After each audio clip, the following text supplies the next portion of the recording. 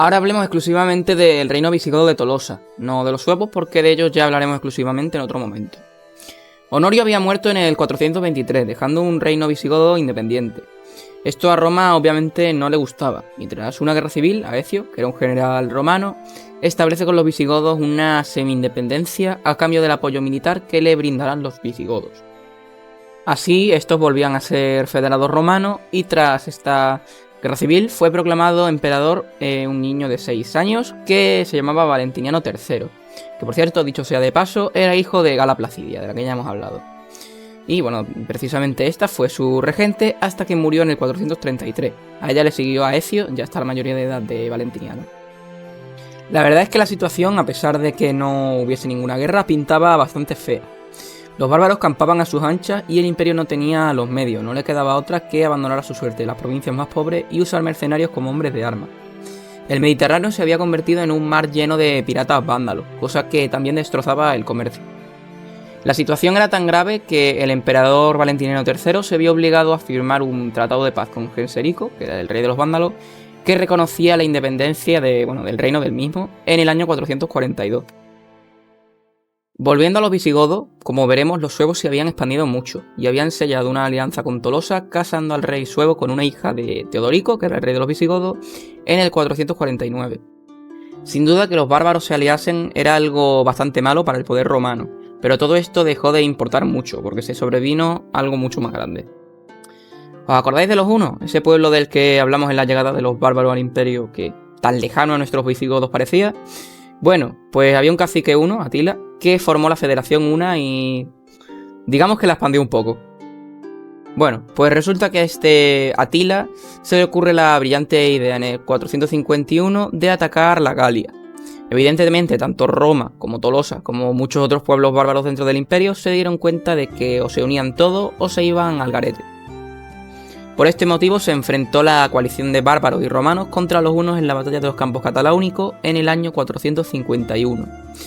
Esta batalla fue una masacre para ambos bandos. En ella murió el rey Teodorico, que era el rey de los visigodos como ya he mencionado, al que le sucedió su hijo Tulismundo.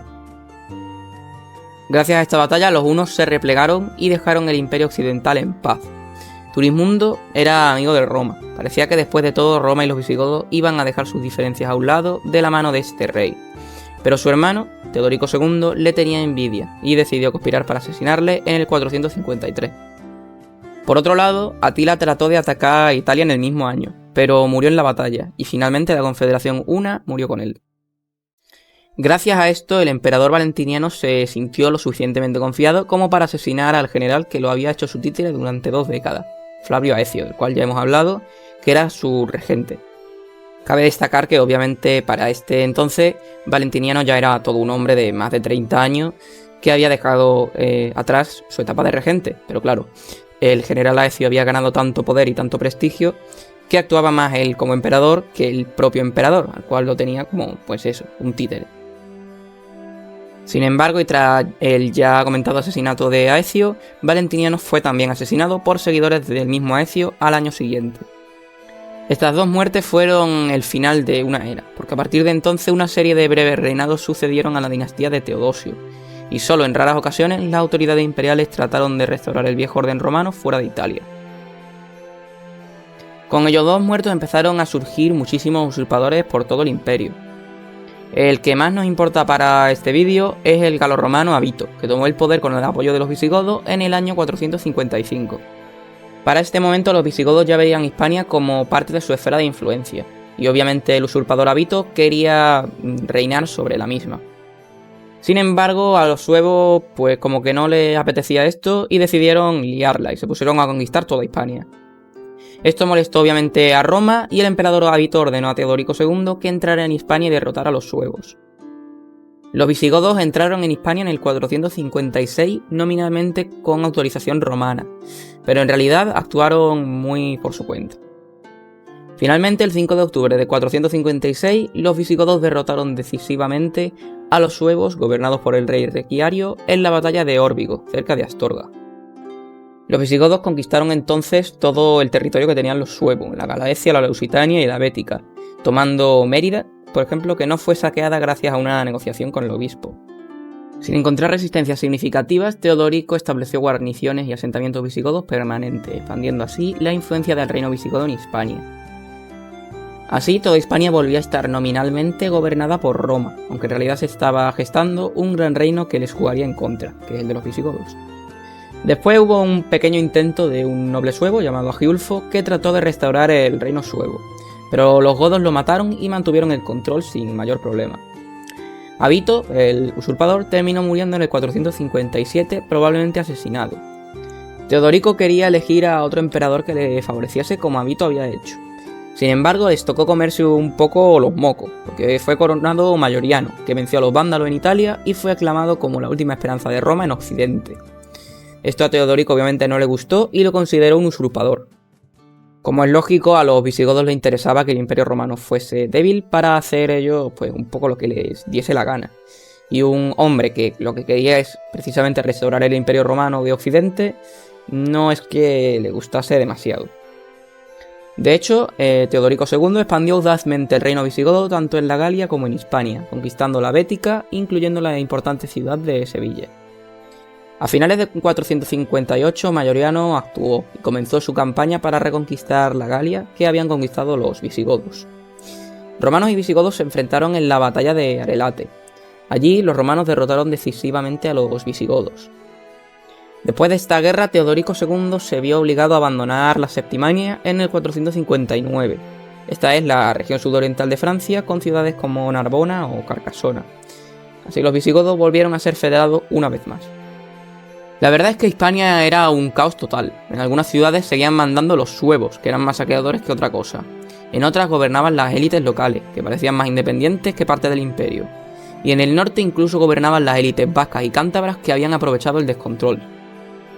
Sin embargo, con la ayuda de los federados visigodos, el Imperio Romano restableció otra vez el control de Hispania tarraconense, cartaginense y bética en el 459. Se veía en Mayoriano una oportunidad de resurrección del imperio, una que lo salvaría del descontrol y la anarquía. Pero desgraciadamente esta ilusión no duró mucho. Surge aquí la figura del general suevo-gótico Ricimero, un ambicioso hombre que quería ser el hombre detrás del emperador, algo así como lo que había hecho Aecio con Valentiniano. Por estas ambiciones que tenía Ricimero, cuando Mayoriano volvió de perder contra los vándalos de Genserico en África, lo arrestó, golpeó, torturó y lo decapitó en el 461. Ricimero nombró entonces a un emperador títere, como siempre había soñado. Sin embargo, su títere no fue reconocido por el emperador romano de la parte oriental, que muchas veces actuaba como, legitimador, digamos, de la parte occidental. Esto porque la parte oriental era mucho más estable. El emperador títere que había puesto Ricimero tampoco fue reconocido por ninguno de los generales prestigiosos que tenía Mayoriano, por lo tanto la cosa pintaba un poco chunga. El sueño de restablecer el Imperio Romano de Occidente murió con Mayoriano. Desde entonces, Ricimero gobernó lo que quedaba del Imperio en Occidente, que consistía principalmente en Italia. Los diferentes pueblos bárbaros aprovecharon la oportunidad y conquistaron las provincias occidentales, y la aristocracia y clero provincial colaboró activamente con las élites bárbaras a partir de aquí. Los visigodos recuperaron el acceso al mar Mediterráneo al restablecer su autoridad en Septimania. Hubo un intento de los visigodos de expandirse también en el norte de la Galia en el año 463, pero este lo frenó un general Egidio con la ayuda de los alanos de la Galia y los francos. Esto, aparte de la importancia que tiene que los visigodos quisiesen expandirse al norte, empieza una rivalidad que ya veremos, diría que incluso durante toda la serie va a ser una muy grande. La de los godos contra los francos o la de los españoles contra los franceses mucho más tarde. El gobierno imperial también perdió el control sobre Hispania, ya que los visigodos cortaron la conexión terrestre entre Italia e Hispania, y las rutas marítimas estaban además controladas por los vándalos, que seguían actuando como piratas en el mar Mediterráneo. En el 462, el gobernante de facto de la parte occidental del imperio, el general Ricimero, murió, y eso abrió una oportunidad para que las diferentes potencias bárbaras tomaran lo que quedaba del imperio en Occidente. Eurico, el rey visigodo que sucedió a Teodorico, por ejemplo, conquistó la región de Provenza en el sudeste de la Galia. Los mercenarios bárbaros que tenía el Imperio Romano se rebelaron y el caudillo Éulo Odoacro depuso al emperador Rómulo Augusto. Esto es muy importante porque significó lo que la historiografía moderna considera el fin del Imperio Romano en Occidente, deponiendo un bárbaro al último de estos emperadores. Esto en realidad no fue tan así, ya que los bizantinos, o sea la Roma oriental, era Roma de facto, y eran emperadores romanos, pero eso es otro tema que no tiene mucho que ver con lo que estamos tratando. Igualmente ya hablaré un poco más de esto cuando toquemos el tema de Justiniano I. Ahora olvidémonos de Roma y vamos a volver a España. El reino suevo se había vuelto a formar con la aprobación de Teodorico II en el 465. Después, como ya he mencionado antes, los visigodos reconquistaron Septimania y trataron de expandirse hacia el norte de la Galia. Al fracasar en este cometido, Teodorico II negoció la paz con los francos y el imperio, pero algunos notables visigodos pensaron que no tenía nada que negociar con la decadente autoridad imperial. Por esto y por otras pugnas de poder, el único hermano vivo del rey, Eurico, logró asesinar a Teodorico II, esto en el 466, y se elevó a rey de los visigodos. Este nuevo rey, Eurico, lanzó expediciones en la Galia e Hispania, y expandió los límites teóricos del reino visigodo hasta su máximo histórico al alcanzar los ríos Loira y Ródano con la captura de ciudades como Tours, Arles y Marsella. El reino visigodo de Tolosa se convirtió en el estado más poderoso de Occidente en aquel mundo posromano. En Hispania estableció guarniciones en ciudades como Pamplona, Zaragoza y posiblemente en ciudades más lejanas de la Bética, Cartaginense y Lusitania. Sin embargo, los mapas para el reino visigodo de Tolosa de Eurico suelen ser engañosos, y había grandes extensiones de Hispania que seguían bajo el control de sus élites locales. Eurico hizo también el Código de Eurico, un código legislativo cuyo uso exacto se desconoce.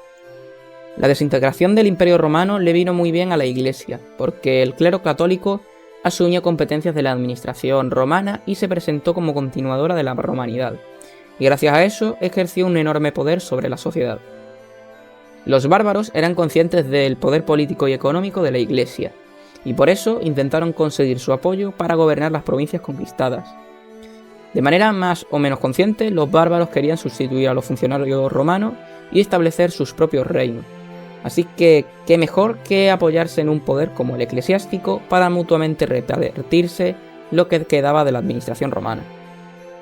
Así el clero se apoyaba en la nobleza bárbara y la misma en la Iglesia, creando así una relación simbiótica que duraría bastantes siglos.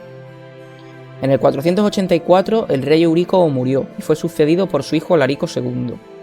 Alarico trabajó para consolidar el poder visigodo en Hispania, donde parece que las cosas estaban complicadas y había varios usurpadores. Lo que quería Alarico era asimilar las poblaciones galorromanas e hispanoromanas, y junto al clero crear una nueva sociedad, que era un visionario, vaya.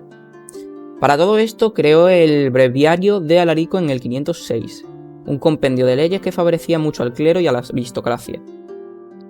Convocó a los obispos de su reino en la ciudad gala de Agda para celebrar un concilio en el año 506. Esto es indicativo de lo fundamental que era el apoyo de la Iglesia para sostener el poder de la monarquía visigoda tolosana. Los obispos hispanos no asistieron al concilio, muestra de que la influencia política visigoda sobre Hispania era limitada, pero se planeó uno nuevo en Tolosa al año siguiente. Sin embargo, ese concilio no pudo celebrarse debido a un trágico evento político y militar.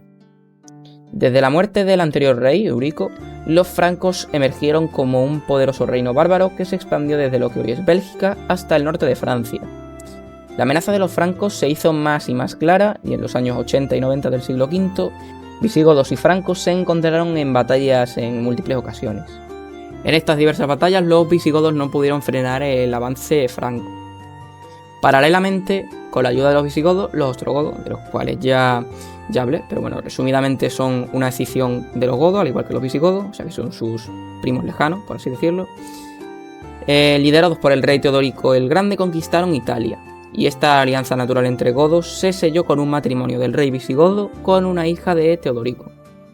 Sin embargo, el rey franco Clodoveo, que era católico, pactó la guerra santa contra los arrianos godos con los bizantinos, o sea, los romanos orientales.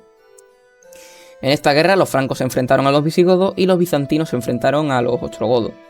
Con esta situación, y sabiendo que el clero mayoritariamente católico galorromano terminaría apoyando a los francos, decide ir a la batalla de Boalé a la desesperada en el 507 el rey de los visigodos, o sea, Alarico II. Esta batalla de Boalé ocurrió cerca de Poitiers, y allí los francos derrotaron decisivamente a los visigodos y a los galorromanos que los apoyaban. Alarico II murió en la batalla, y los francos conquistaron la mayor parte de la Galia, y esto definió, en términos generales, la frontera de la actual Francia. La batalla de Boalé acabó con el sueño de los visigodos de alcanzar la supremacía sobre los otros reinos bárbaros y de asumir el papel del heredero de Roma en Occidente. Y esto porque no solo perdieron una batalla y un rey, sino que perdieron el reino entero. Finalmente, la batalla terminó la fase conocida como el reino visigodo de Tolosa y abrió una etapa de transición, la del intermedio ostrogodo.